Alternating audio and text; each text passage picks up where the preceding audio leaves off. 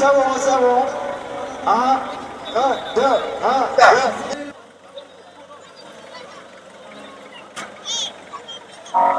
Balik namin yun, yun sa inyo lalim.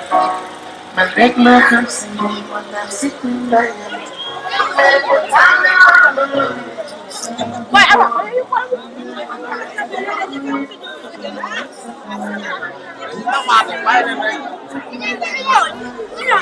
L'objectif qui sous-tend la tenue de ce congrès annuel émane fondamentalement d'un esprit de raffermissement des liens de fraternité et de cohésion sociale des fils et filles de Bananlir, d'une part.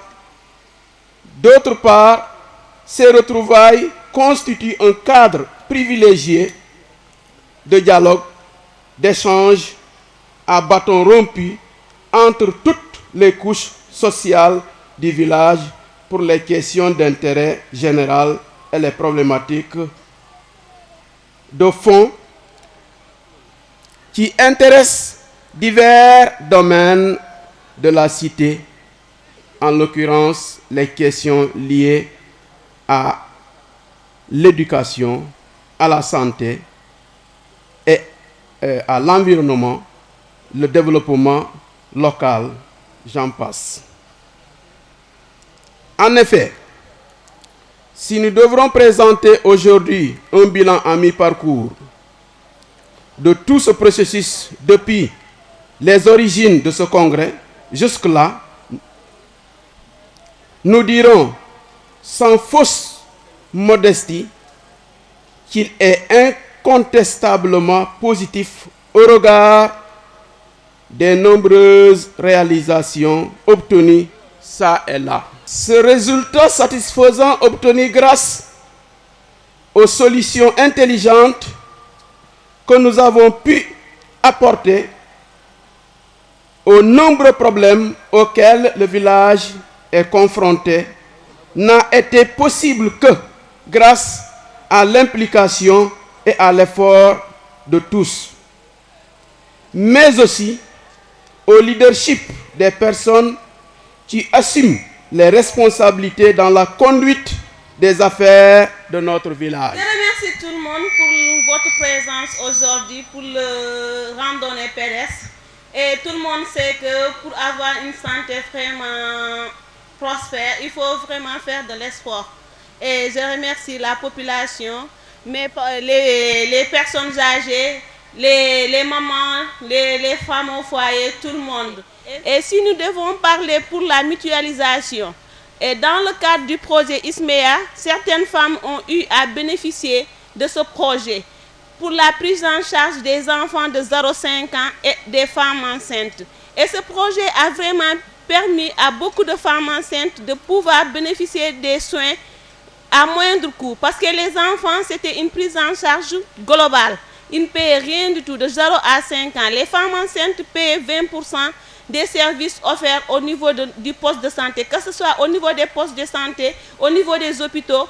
Chaque personne, femme enceinte ou enfant de 0,5 ans qui se présentait au niveau des structures bénéficiait de ces soins, vraiment qui a permis de hausser le plateau technique au niveau de nos postes de santé. Grâce à ce projet aussi, les postes de santé et les hôpitaux ont pu bénéficier des matériaux, que ce soit au niveau des salles d'accouchement, au niveau des hospitalisations, et cela a fait vraiment baisser le coût des taux de mortalité au niveau de la maternité. Mais cela prend seulement en charge les femmes enceintes et les enfants. Mais pour les populations lambda, que nous, on peut vraiment bénéficier de la mutualisation. Cela est permis par une cotisation. Si on dit mutualisation, c'est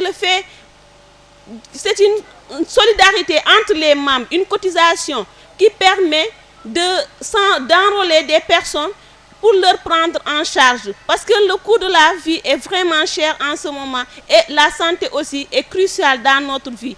Pour pouvoir pallier à tout cela, avec le peu que nous gagnons, on peut se soigner facilement. Cela est possible. Je vais vous dire, Bananlir, dans la région de Ziguinchor, vous êtes les premiers à porter les Lacoste et les t-shirts sous l'égide de la couverture sanitaire universelle.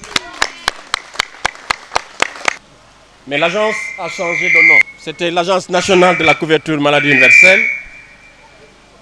Aujourd'hui, elle s'appelle l'Agence sénégalaise pour la couverture sanitaire universelle. Et le matériel de communication est inscrit sous cette égide.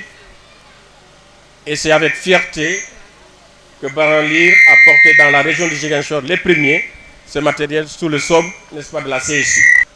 Mais là, le reste des Sénégalais, et là, c'est la majorité des Sénégalais qui constituaient environ 80%. Ce sont les populations du monde rural. Et ceux qui étaient dans le secteur informel, ceux-là n'avaient aucune couverture. Ils payaient à 100% leurs frais de soins de santé. Et c'est cette inéquité que le gouvernement du président Macky Sall avait voulu résorber en amenant la CNU. Et vous savez que l'État, c'est la continuité. Lorsque le tandem Diomaye-Sonko ou Sonko-Diomaye est arrivé au pouvoir, ils ont eux aussi maintenu la CSI.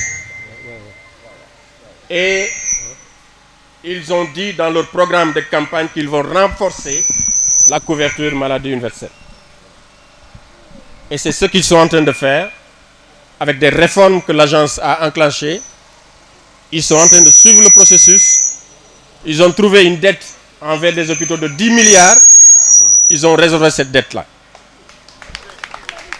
Donc pour dire que la couverture maladie universelle, c'est l'affaire de tous les Sénégalais. Il y a ceux qui sont dans le monde rural et le secteur informel. Comment les aider? Le gouvernement avait dit de les mettre dans les mutuelles de santé. Il y avait déjà des mutuelles de santé au Sénégal, avant 2012. Mais avec la CMU, il fallait mettre dans chaque commune du Sénégal au moins une mutuelle de santé. Et l'agence en avait créé 676 mutuelles de santé à travers le Sénégal, dont la mutuelle de santé de la commune de Djignaki, pour laquelle Cheikh Suntou Sonko était le gérant, un fils de Baranlir. Alors, donc ici, nous allons insister sur les mutuelles de santé, sur les adhésions au niveau des mutuelles de santé, sur les avantages que nous avons dans les mutuelles de santé.